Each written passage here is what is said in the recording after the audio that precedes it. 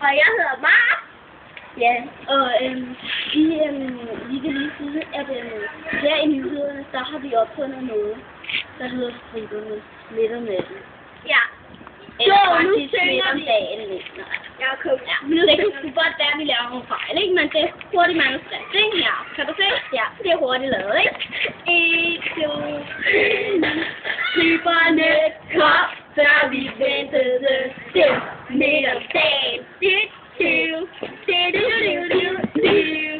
Så mig og min pige, vi var på den igen midt om dagen.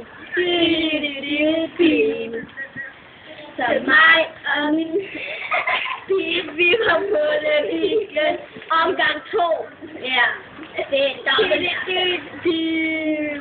En fyr, der vi kalder Static, tog den ud i det blå midt om dagen. Han ramte striberne på en 5. dag.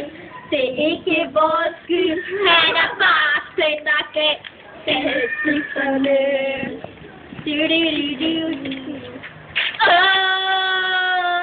Min penis, den er blå. Håber vi får i morgen med stop.